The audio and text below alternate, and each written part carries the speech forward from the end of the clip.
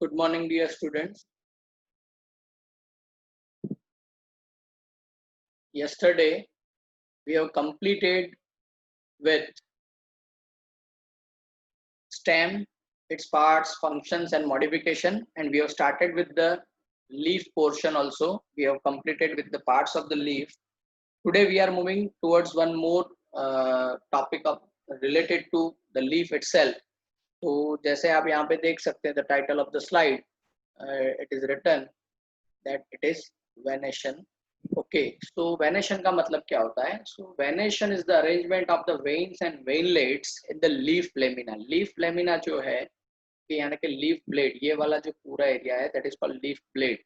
Okay, उसमें veins और veinlets का क्या अरेंजमेंट है? That is called venation. And venation is of two types. Okay, दो तरह के वेनेशन होते हैं.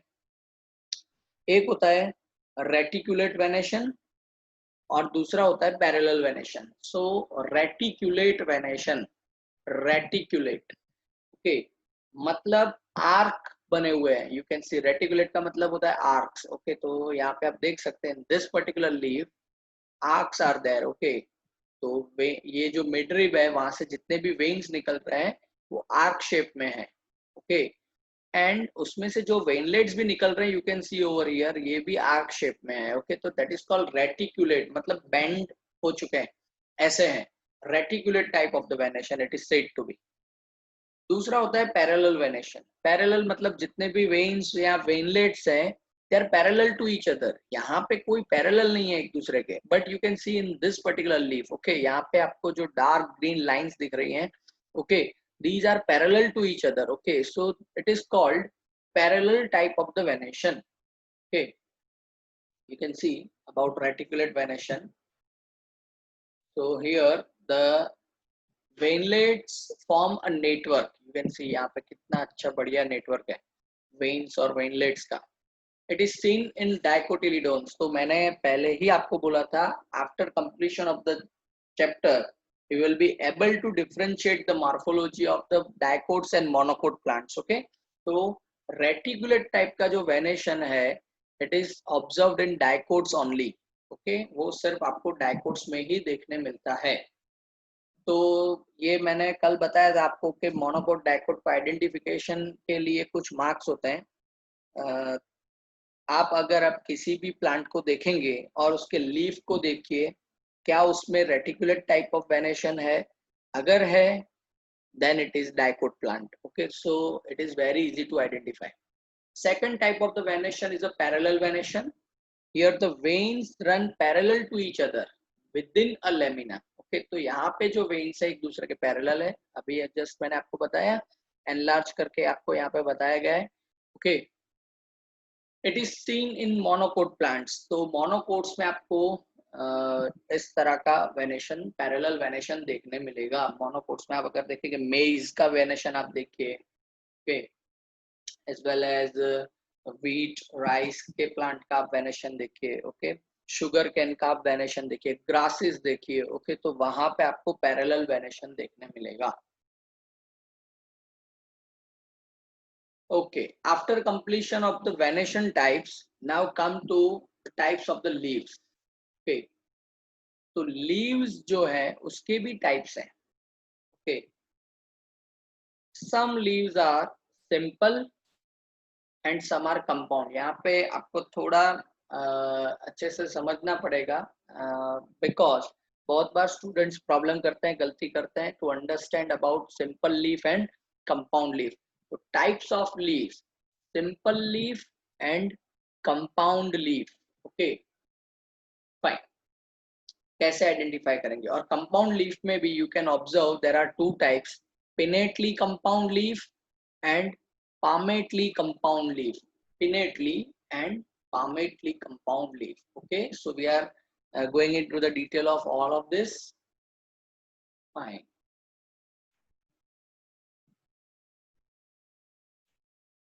Sorry.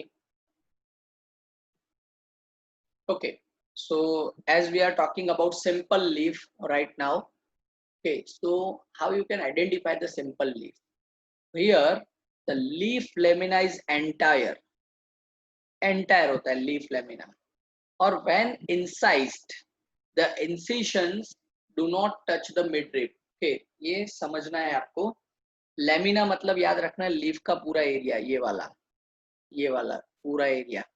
ओके, तो ये लेमिना या तो जो लीफ ब्लेड है ये एंटायर होता है, या तो फिर अगर इट इज इंसाइज्ड मतलब अगर उसमें कहीं पे इंसिजन्स है मतलब के कट्स हैं, तो ये जो इंसिजन्स है they do not touch the mid rib, मतलब मिड रिब तक ये नहीं आता है। जैसे ये वाला जो लीफ आपको डायग्राम में दिख रहा है दैट इज एंटायर लीफ, जैसे कि आम के पेड़ के जो लीव्स होते हैं वो एंटायर होते हैं, उसमें कहीं पे भी इंसिजन्स नहीं है। ओके, दूसरा you can see over here ये वाला जो लीफ है उसमें इंसिजन्स है, कट्स हैं, यहाँ पे कट्स हैं, यू कैन सी नोचेस आपको देखने मिलेंगे। ओके, नोच आपको देखने मिलेंगे, but this leaf is entire. यहाँ पे हिबिस्कस का फ्लावर आपको दिखाया है, उसके भी लीव्स आप देख सकते हैं, ये उसका ओरिजिनल इमेज है। ओके, उसको भी आप देख सकते हैं अच्छे से। इन सीजन्स हैं लेकिन कहाँ तक, मिड रिप तक नहीं जा रहे हैं। Okay, they are not touching the mid rib. अब आई होप कि आपको मिड रिप वगैरह आप समझ में आ चुका है। ये वाला जो है वहाँ, this is called mid rib. Okay, तो वहां तक ये इन सीजन्स या कट्स नहीं जा रहे हैं। ओके, तो अगर ऐसा कोई लीफ है तो दैट इज सिंपल लीफ। उसमें एक और क्राइटेरिया है जो आपको मैं बताना चाहूंगा। सिंपल लीफ को आइडेंटिफाई ये आगे आने वाला है, लेकिन इसी स्लाइड में इसको समझ लेते हैं। यू कैन सी उसके एक्साइल में आपको बर्ड देखने मिलता है। ओके, पेटियोल के एक्साइल में आपको बर्ड देखने मिलेगा, that is simple leaf. Okay, और now compound leaf, so here the incisions of the lamina reach up to the midrib, breaking it into a number of the leaflets. Okay, तो जो incisions थे मतलब जो cuts थे वो lamina के mid rib तक पहुंचते हैं, and it is breaking the entire leaflet, breaking the entire leaf into the number of the leaflets. Okay, तो ये लीफलेट में उसको कन्वर्ट करता है। You can see over here, यहाँ पे पहले ये स्टेटमेंट एक बार देख लेते हैं, सेकंड वन, और उसके बाद कंपाउंड लीफ को हम ऑब्जर्व करते हैं। A bird is seen in the exile of petiole in the simple and the compound leaves. Okay, आप देख सकते हैं यहाँ पे बर्ड दिखा है petiole के exile में। okay, एक बर्ड है, ये सिंपल लीफ है, टाइटल में लिखा है यहाँ पे, यू कैन ऑब्जर्व।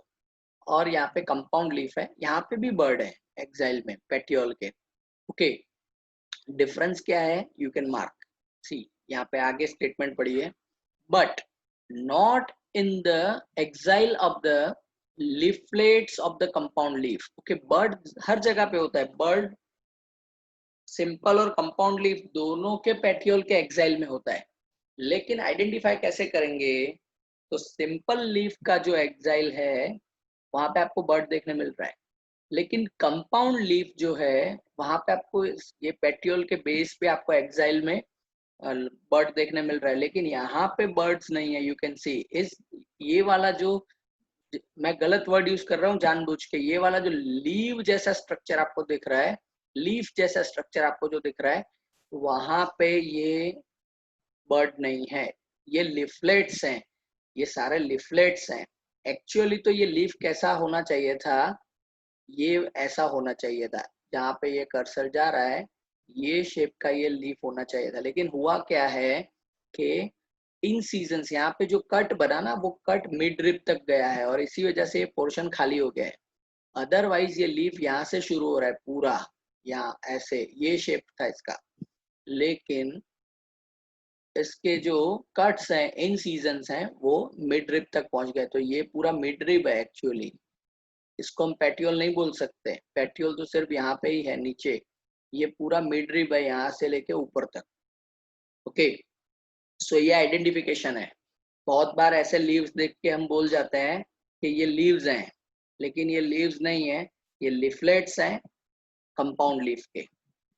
तो कंपाउंड लीव्स के दो टाइप हैं, number one pinnately compound leaf and palmately compound leaf. Okay, pinnately and palmately compound leaf. तो पिनेटली कंपाउंड लीफ का मतलब क्या होता है और पामेटली कंपाउंड लीफ का मतलब क्या होता है। ओके,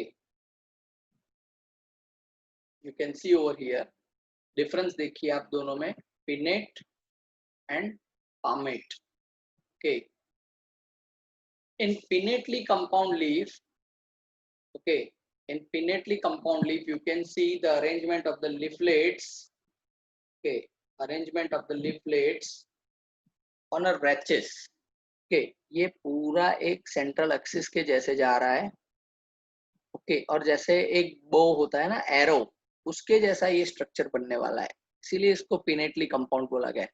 ओके, यू कैन सी ये लिफलेट्स हैं, आप देख सकते हैं यहाँ पे बर्ड दिखाया है, यहाँ पे नहीं है, ये सारे लिफलेट्स हैं, और यहाँ से ये एक सेंट्रल एक्सिस के जैसा मिड रिब जा रहा है, और उसके दोनों तरफ left and right you can observe the leaflets. Okay, तो it is called pinnately compound leaf. Neem tree में आप देख सकते हैं ये pinnately compound type of the arrangement. Okay, दूसरा होता है पामेटली कंपाउंड लीफ। तो पामेटली कंपाउंड लीफ में क्या होता है, पाम मतलब अपने हाथ का जो पाम है ना, ओके, सो पाम रीजन के जैसे पाम पे फिंगर्स कैसे अरेंज हुए हैं, ओके, तो ऐसे ही लिफलेट्स जो हैं ये यहाँ पे फिंगर्स के जैसे अरेंज होते हैं ऑन अ कॉमन सेंटर, जहाँ पे अभी आपको कर्सर दिख रहा है, it is the common centre. Okay, और वहां से सारे लिफलेट्स इमर्ज आउट होके आते हैं। ओके, जैसे कि एक पाम पे फिंगर्स का अरेंजमेंट होता है, ऐसा यहाँ पे आपको दिखता है। तो it is palmately compound leaf. Okay,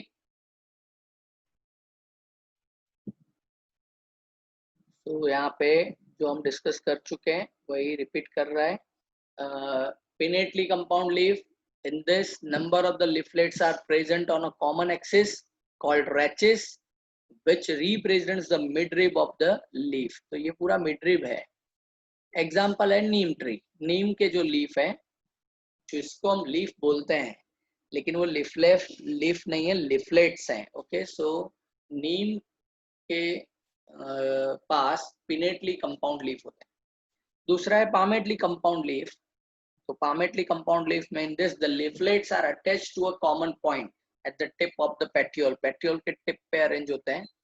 okay, example है उसका सिल्क कॉटन। तो यहाँ पे आपको सिल्क कॉटन का ये डायग्राम दिखाया है, फोटोग्राफ दिखाया है। ओके, और यहाँ पे आप पिनेटली का देख सकते हैं, नीम का दिखाया है आपको। फाइन, तो these are the compound leaves. Okay, तो बहुत अच्छे से आप अब इजीली अपने घर पे भी अगर गार्डन या ऐसा कुछ है आसपास में, अगर ऐसे प्लांट्स है, तो यू कैन ऑब्जर्व। आप सी बायोलॉजी ऑब्जर्वेशन का काम है, जितना आप ऑब्जर्व करेंगे उतना अच्छे से आप उसको स्टडी कर सकते हैं। अदरवाइज बुक्स में तो जो लिखा है वो सही है ही, लेकिन इट रिक्वायर्स योर ऑब्जर्वेशन। अच्छे से जैसे याद रख देना है कि मुझे याद रखना है वेनेशन के दो टाइप होते हैं, रेटिकुलेट और पैरेलल। तो जाइए आपके आसपास में जो कोई गार्डन, या अगर गार्डन नहीं है एक दो ट्रीज भी हैं, तो उसको उसके लीव्स को आइडेंटिफाई करिए और and give answer to yourself कि इसको हम रेटिकुलेट बोलेंगे, इसको हम पैरेलल बोलेंगे। ऐसे ही ये कंपाउंड लीव है या सिंपल लीव्स हैं, कंपाउंड है तो फिर पिनेट है या पामेट है, अपने आप से आंसर दीजिए, then you can learn biology very well. तो मगअप करने की जरूरत नहीं पड़ेगी। Fine, now one more type of the arrangement. अभी लेक्चर आज जब से शुरू किया तब से हम अरेंजमेंट ही पढ़ रहे हैं। ओके, एक था वेनेशन, दूसरा है टाइप्स ऑफ लीव्स, और अब फाइलोटैक्सी। ओके, तो फाइलोटैक्सी का मतलब क्या होता है, फाइलो का मतलब होता है leaves. Okay, it is related to leaves. Taxy, okay, arrangement of the leaves. तो फाइलोटैक्सी का मतलब है it is the pattern of arrangement of the leaves on the stem और branch. Pattern of arrangement of the leaves on the stem और branch. Students, आपने कभी ऐसा तो देखा ही नहीं होगा कि सभी प्लांट के पास एक ही तरह के लीव्स होते हैं, सभी प्लांट्स के पास एक ही साइज के लीव्स होते हैं, और सभी प्लांट के पास एक अरेंजमेंट में ही, एक कॉमन अरेंजमेंट में ही लीव्स होते हैं, ऐसा होता नहीं है। ओके, सभी के अलग अलग प्रॉपर्टीज हैं, यू कैन से। तो यहाँ पे लीव्स का ब्रांच के ऊपर जो अरेंजमेंट होता है उसके भी 3 टाइप्स हैं। एक टाइप है ऑल्टरनेट अरेंजमेंट, दूसरा है अपोजिट अरेंजमेंट और तीसरा है whorled arrangement. Okay, alternate, opposite and whorled, बहुत इजी है याद रखना।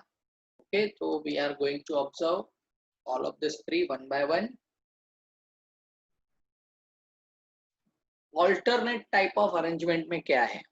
तो in this, a single leaf arises at each node in alternate manner। ये हमें पता है कि leaves कहाँ से इमर्ज आउट होके आते हैं ब्रांचेस पे, तो नोड्स पे, nodes and internodes we know, तो नोड्स पे ही लीव्स बॉर्न होते हैं। ओके, सो यहाँ पे क्या लिखा है? Single leaf arises eight each node. Okay, तो हर एक नोड पे सिर्फ एक लीफ आपको देखने मिलेगा इन ऑल्टरनेट मैनर। ऑल्टरनेट मैनर मतलब क्या? तो लेफ्ट राइट, अगर एक नोड पे लेफ्ट है तो उसके ठीक बाद वाले पे राइट पे लीफ आपको देखने मिलेगा, and just after that again it will be left. You can see over here, ये alternate type of the phyllotaxy है। यहाँ पे आप देख सकते हैं राइट हैंड साइड पे लीफ है, फिर लेफ्ट लेफ्ट राइट। ओके, ऐसे ऑल्टरनेट आपको देखने मिलेंगे, left right. Okay, so it is alternate. Okay, alternate हम बोलते हैं ना, तो ऐसा आपको देखने मिलेगा, एक नोड पे एक ही लीफ होगा। ओके, और वो भी ऑल्टरनेट मैनर में। एग्जांपल्स क्या हैं? चाइना रोज में आपको ऐसा देखने मिलेगा, हिबिस्कस में। ओके, मस्टर्ड में आपको ऐसा देखने मिलेगा, और सनफ्लावर के जो प्लांट्स हैं उसमें भी आपको ऐसे alternate type of the phyllotaxy देखने मिलने वाली है। Now come to the second type, that is opposite type of the phyllotaxy. Opposite में क्या है? तो pair of the leaves arise at each node, मतलब जैसे अल्टरनेट में क्या था, वन लीफ पर नोड, यहाँ पे two leaves per node opposite to each other, मतलब एक ही नोड पे दो, एक लेफ्ट में एक राइट में। फिर दूसरा नोड आएगा, अगेन दो लीव्स, एक लेफ्ट एक right. You can see over here opposite. Okay, left right, एक नोड पे दो लीव्स हैं, लेफ्ट राइट ऐसे करके। एग्जाम्पल है इसके कैलोट्रोपिस एंड गुआवा। गुआवा जैतून, जामफल जिसको हम गुजराती में यहाँ पे लोकल लैंग्वेज में बोलते हैं। तो ये जो है उसके आप लीव्स अगर आप देखेंगे, ओके, तो it will be having opposite type of the phyllotaxy. Now the third type of the phyllotaxy, that is called whorled. तो in this more than two leaves arise. पहले क्या था, एक नोड पे एक ऑल्टरनेट, एक नोड पे दो ऑपोजिट, फिर whorled. In this more than two leaves arise at node and form a whorl, एक सर्कल बनाते हैं पूरा। ओके, एक नोड पे ही बहुत सारे लीव्स आते हैं और एक पूरा सर्कल बनाता है। You can see over here whorled type of the, whorled का मतलब होता है सर्कल। ओके, तो whorled type of the phyllotaxy. Example क्या दिया गया है? अल्स्टोनिया। अल्स्टोनिया में आपको ऐसे लीव्स देखने मिलते हैं। आप देखिए आपके आसपास में जो भी प्लांट्स हैं, ओके, उसमें कैसे लीव्स है, चाहे फिर वो क्लाइंबर है, फ्लावरिंग प्लांट्स होने चाहिए। ओके, चाहे फिर वो क्लाइंबर्स हैं, ओके, ग्रीन स्टेम्ड छोटे प्लांट्स हैं, ओके, या तो फिर ट्रीज हैं। आप देखिए उसमें alternate type of the phyllotaxy है, ऑपोजिट है या वॉल्ड है। बेनिफिट क्या होगा ये ऑब्जर्व करने से? आपको, आप देखेंगे मैच करेंगे और एक बार ऐसे करेंगे तो आपको दिमाग में याद रह जाएगा कि हाँ, इसको ऑल्टरनेट बोलते हैं, इसको ऑपोजिट बोलते हैं, इसको wall type of the phyllotaxy बोलते हैं। ये बहुत बड़ा बेनिफिट होगा। आई नो कि ऐसा एक दो बार करने के बाद आपको दूसरी बार ये टॉपिक पढ़ने की जरूरत नहीं पड़ने वाली है, ऐसे याद रह जाता है फिर वो। Fine, now come to modifications of the leaves. जैसे हमने मॉडिफिकेशन ऑफ द रूट्स पढ़ा, मॉडिफिकेशन ऑफ द स्टेम्स पढ़ा, now modification of the leaves. तो मॉडिफिकेशन ऑफ द लीव्स में क्या आता है? Sorry, okay, so leaves are modified to perform functions other than photosynthesis। Generally leaves को एक duty क्या दी गई है? फोटोसिंथेसिस करिए आप। ओके लेकिन उसके अलावा भी लीव्स कुछ फंक्शंस करते हैं जो प्लांट के लिए, उस पर्टिकुलर प्लांट के लिए बेनिफिशियल होता है। तो जैसे यहाँ पे है फर्स्ट मॉडिफिकेशन, टेंड्रिल्स। तो स्टेम टेंड्रिल्स भी थे, ऐसे लीव्स भी टेंड्रिल्स बनाते हैं। ओके तो ये नीट क्वेश्चन बन सकता है कि कौन से प्लांट में स्टेम टेंड्रिल होते हैं, कौन से प्लांट में लीव्स के टेंड्रिल्स होते हैं। ओके क्योंकि टेंड्रिल्स तो कॉमन है, ओके क्लाइंबिंग के लिए होते हैं। तो ऐसे बहुत सारे क्लाइंबर्स में आपने देखा था, पंपकिन में, वाटरमेलन में, ऐसे बहुत ककम्बर में, ओके इन सभी में स्टेम टेंड्रिल्स थे। ओके लेकिन यहाँ पे जो एग्जांपल आपको दिया गया है पी प्लांट, ओके उसमें भी क्लाइंबिंग के लिए ही टेंड्रिल्स हैं, लेकिन ये वाले जो टेंड्रिल्स हैं पी प्लांट वाले, those are modification of the leaves. Okay ये स्टेम के मॉडिफिकेशन नहीं है। ओके तो यू कैन सी ओवर ये सारे लीव्स हैं और ये लीव्स मॉडिफाई होके टेंड्रिल में कन्वर्ट हो चुके हैं। काम तो वही करना है, क्लाइंबिंग। ओके स्प्रिंग बन जाएंगे, वाइंड अप करेंगे और सपोर्ट लेके प्लांट को स्टेबिलिटी देंगे, स्ट्रेंथ प्रोवाइड करेंगे। दूसरा होता है स्पाइंस। सी ये भी बहुत इंपॉर्टेंट है, याद रखना। स्टेम का सेम इसी टाइप का एक मॉडिफिकेशन था, मतलब you can say needle like appearance. Okay needles बन जाते थे, उसको हम बोलते थे थॉर्न्स। ओके उसको बोलते थे थॉर्न्स। ऐसा ही अगर लीफ का मॉडिफिकेशन है तो उसको हम बोलते हैं स्पाइंस। ये वर्ड मैंने कल भी यूज किया था कैक्टस के बारे में जब मैंने आपको बोला था तब। ओके तो जैसे थॉर्न्स भी डिफेंस के लिए है ना, ग्रेजिंग ब्राउजिंग एनिमल से बचाने के लिए है थॉर्न्स, स्टेम का मॉडिफिकेशन। ले ऐसे ही स्पाइंस जो है which are modification of the leaves, ये भी डिफेंस मैकेनिज्म के लिए है, मतलब ब्राउजिंग एनिमल से बचाने के लिए है। जैसे एग्जांपल है कैक्टस, आप देख सकते हैं कैक्टस में ये जो फ्लैटेंड हो चुका है स्ट्रक्चर, ये क्या है, स्टेम है। और उसके ऊपर आपको ये निडल जैसे पॉइंटेड पार्ट्स आपको दिख रहे हैं, those are the leaves. Okay तो वैसे कैक्टस में दो बेनिफिट होते हैं इसके, एक तो डिफेंस तो होता ही है, ब्राउजिंग एनिमल से बच सकते हैं। दूसरा बेनिफिट क्या होता है कि लीव्स अगर स्पाइन में कन्वर्ट हो जाएंगे तो the plant can reduce the rate of transpiration because cactus are actually plants of cacti is actually plant of water drought area. Okay deserts वगैरह में होने वाला प्लांट है, राइट तो वहां पे already scarcity of water is there and so it is the requirement to prevent the water loss। और transpiration के थ्रू ज्यादातर वाटर प्लांट्स लॉस कर देते हैं। ओके तो अगर स्पाइंस में कन्वर्ट हो जाएगा तो ग्रीन सरफेस नहीं रहेगी क्योंकि फोटोसिंथेसिस नहीं होगा। और photosynthesis and transpiration, this two are the coupled reaction in plants. Okay तो वो प्रिवेंट कर सकता है ट्रांसपिरेशन। अब फोटोसिंथेसिस नहीं हो सकता, इसीलिए तो स्टेम है उसका वो फ्लैट हो जाता है और ग्रीन हो जाता है and it is performing photosynthesis. Fine. Third type of the modification is a fleshy leaves. Fleshy मतलब फूड स्टोरेज के लिए लीव्स, ओके बल्क बन जाते हैं। ओके सो फ्लैशी लीव्स होते हैं to store the food. Example है हमारे पास बहुत अच्छे common examples, that is onion and garlic. Okay ये दोनों जो प्लांट्स हैं उसके जो लीव्स हैं, these are fleshy leaves for food storage। So these are the some modification of the leaves।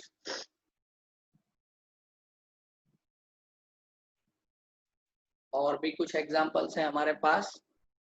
So in some plants such as Australian acacia, the leaves are small and short-lived। Their petioles expand, become green and synthesize food। तो ये एक और, क्योंकि petiole जो है ना, it is also part of leaf. Okay तो leaf base से लेके जो भी है वो सभी पार्ट लीफ के ही पार्ट है। तो ऑस्ट्रेलियन एकेशिया जो प्लांट है, एकेशिया फैमिली का आप बोल सकते हैं, मतलब उसमें जो लीव्स हैं which are very small, you can see over here. Okay, small leaves are there, बहुत छोटे लीव्स हैं और शॉर्ट लाइव्ड भी हैं। ओके, बहुत टाइम तक ये प्लांट पे रहते भी नहीं है, तो ऑब्वियसली प्लांट अच्छे से फिर फोटोसिंथेसिस नहीं कर पाएगा। तो उसने क्या मॉडिफिकेशन किया है, so it has expanded the petiole, ये पेट्योल है उसका, आप समझिए कि ये उसका ब्रांच है जहाँ पे लीव है, ये पेट्योल है और पेट्योल के ऊपर ये लीव्स हैं। तो पेट्योल लीव के जैसा लग रहा है, जबकि लीव्स तो अच्छे से दिखाई भी नहीं दे रहे हैं। तो petiole is becoming a leaf like surface, okay, expand होके, so it is becoming green and it is taking the duty to synthesize the food, वो photosynthesis करने का काम शुरू करता है। तो पेट्योल का मॉडिफिकेशन। फिर leaves of some insectivorous plants, yes, plants भी इंसेक्टिवरस हो सकते हैं।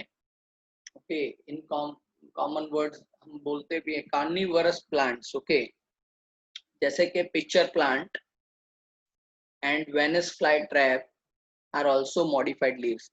ये जो आपको दिख रहा है ना ड्रम जैसे स्ट्रक्चर्स, ओके, सिलेंडर जैसे स्ट्रक्चर, ओके, ये लीव्स हैं। ओके, उसके ये लीव्स आप देख सकते हैं ढक्कन के जैसे।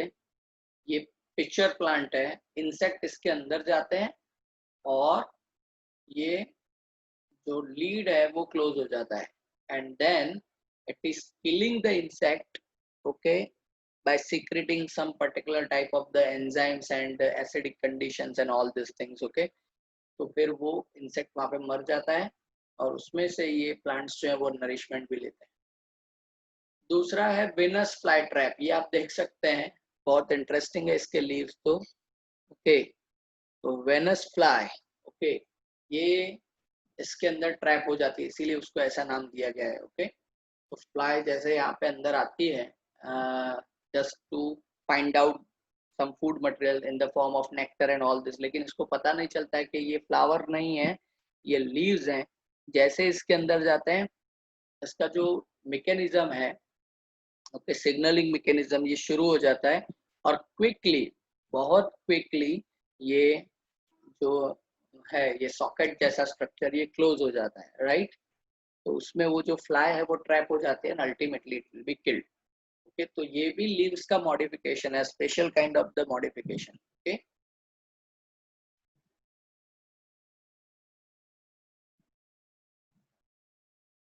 fine, so we have completed with the leaf and today we are also starting with the flower and inflorescence। okay, ये सबसे लंबा portion, the lengthiest portion of the entire chapter is flower।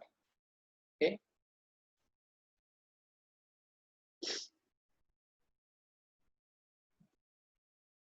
okay, तो सबसे पहले तो flower क्या है। so the flower is a modified shoot। okay, flower एक modified shoot है wherein the shoot apical meristem changes to floral meristem। ठीक, किसी भी प्लांट की जब लेंथ बढ़ती है ना तो कौन काम करता है, शूट एपिकल मेरिस्टेम, जिसको हम शॉर्ट में बोलते हैं स्टेम।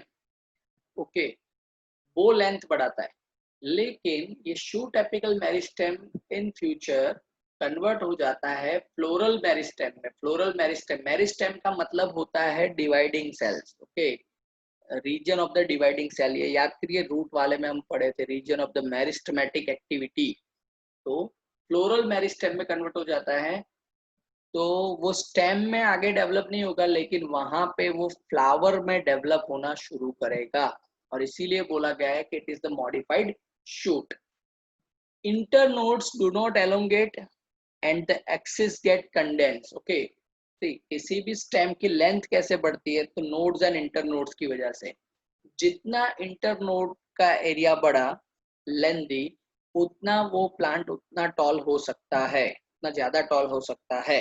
ओके, जैसे जैसे नोड्स के बीच में ये इंटरनोड वाला जो रीजन है, it is getting condensed, it is getting small. Okay, की लेंथ लिमिटेड होती जाती है। तो whenever the plant is deciding to have floral meristem, okay, तो इंटरनोड्स जो हैं वो एलोंगेट होना बंद कर देते हैं, मतलब लेंथ बढ़ाना बंद कर देते हैं। And the axis, that is apical region, gets condensed. Okay, उसका condensation शुरू हो जाता है, short होना शुरू होता है. The apex produces various floral appendages laterally at successive nodes instead of leaves. तो जो apex region है वो क्या करता है, वेरियस फ्लोरल अपेंडेजेस, इसका मतलब फ्लावर के पार्ट्स, ओके, लेटरल डेवलप करता है साइड्स पे, at successive nodes instead of the leaves. मतलब यहाँ पे आप देख सकते हैं इनफ्लोरेसेंस मेरिस्टेम जो है, ये फ्लोरल मेरिस्टेम है, कि ये भी फ्लोरल मेरिस्टेम है, ये लीफ प्राइमोर्डिया है. फाइन, ये छोटे सबसे लीव्स रहने वाले हैं और उसके बाद फ्लावर यहाँ पे इमर्ज आउट होने वाला है. तो जो भी लीव्स के जो फ्लावर के पार्ट्स हैं वो सारे यहाँ पे डेवलप होने वाले हैं. हर एक नोड पर से फ्लावर के पार्ट डेवलप होंगे, लेकिन ये नोड्स आप डिफरेंशिएट नहीं कर सकते हैं, सभी कंडेंस हो चुके हैं और उसने बना दिया है एक प्लेटफॉर्म. जैसे ये पूरा एक प्लेटफॉर्म बन गया है जिसको हम बोलते हैं थैलेमस, उसके ऊपर पूरा फ्लावर डेवलप होने वाला है. So when a shoot tip transforms into a flower, it is solitary. मतलब फिर वो रिटर्न नहीं हो सकता. Okay, when a shoot tip transform मतलब प्लांट ने अगर डिसाइड कर दिया कि shoot tip को फ्लावर में कन्वर्ट करना है, then it is solitary. Okay, it has to move in that direction only. Fine. Now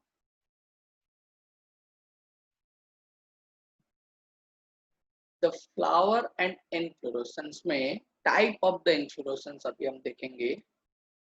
तो इनफ्लोरेसेंस जो है उसका मतलब क्या है, जैसे फाइलोटैक्सी हमने पढ़ा, तो it is arrangement of the leaves on the branches. ऐसे ही arrangement of the flowers on the floral axis.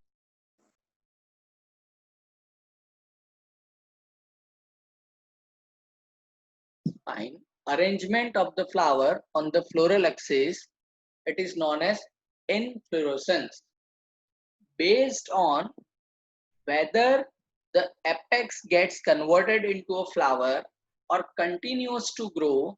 Inflorescence are of two types. मतलब समझिए, ये शूट एपिकल मेरिस्टेम जो है वो फ्लावर बनाने के लिए floral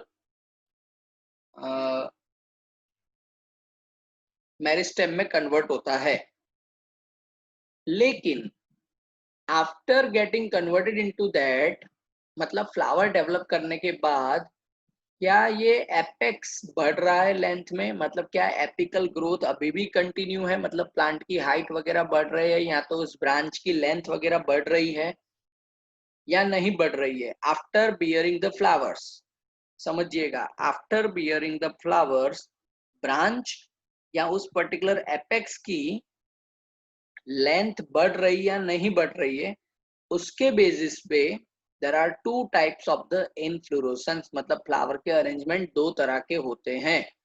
number one, racemose type of the flowers, and number two, cymose type of the flowers. या तो आप बोल सकते हैं racemose inflorescence and cymose inflorescence. So we are looking into the details of both of them, racemose and thymose.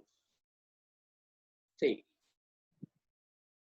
in racemose type of the inflorescence, the main axis continues to grow. Okay, मतलब flowers bear होने के बाद main axis जो है plant का वो growth continue रखता है. ओके, उसकी लेंथ बढ़ती जाती है. Flowers are borne laterally in the acropetal succession. तो यहाँ पे फ्लावर्स कैसे ग्रो होते हैं, एक्रोपेटल सक्सेशन में. आप देख सकते हैं ये बड़े, उससे छोटे, छोटे छोटे और बहुत छोटे. मतलब क्या है ये एक्रोपेटल का, old flowers you can observe at the bottom side of the branch and the new flowers are on the top side. Okay, this is called acropetal order and this is a kind of the racemose type. यहाँ पे देखिए flowers आ गए हैं फिर भी branch बढ़ती जा रही है, मेन एक्सिस बढ़ता जा रहा है. Okay, this is racemose type of the inflorescence. Okay, acropetal order में आते हैं फ्लावर्स. मतलब पुराने फ्लावर्स, मतलब एडल्ट फ्लावर नीचे, जैसे जैसे ब्रांच बढ़ती जाएगी एक्सिस बढ़ता जाएगा, उसके ऊपर नए फ्लावर्स आते जाएंगे. मतलब old and adult flowers you can observe at the base, नीचे मिलेंगे आपको, और ऊपर जो नए फ्लावर्स आएंगे वो होंगे cymose type of the inflorescence. In this, the main axis terminates in the flower, hence is limited in growth. तो यहाँ पे साइमोस में क्या होता है, मेन एक्सिस टर्मिनेट कर जाता है फ्लावर में, वो फिर आगे बढ़ता नहीं है। यहाँ पे रेसिमोस में था कि मेन एक्सिस आगे बढ़ता जाता है, लेकिन साइमोस में it is not the condition, because यहाँ पे जो मेन एक्सिस है वो फ्लावर में टर्मिनेट हो जाता है, मतलब मेन एक्सिस के टॉप पे आपको फ्लावर देखने मिलेगा, बाद में वो ग्रोथ नहीं करने वाला है। The flowers are borne in a basipetal order, reverse, acropetal से रिवर्स हो जाएगा। आप देखिए, you can see in this diagram, okay, पुराने फ्लावर्स ऊपर है, पुराने का मतलब एडल्ट मैच्योर फ्लावर्स ऊपर है, और नए बर्ड्स जो है फ्लावर बर्ड्स वो नीचे देखने मिल रहे हैं, ओके।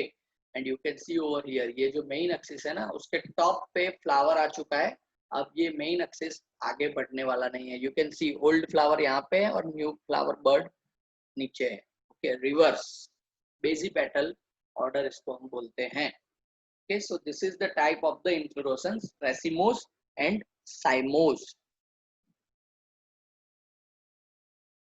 फाइन, तो फ्लावर क्या है?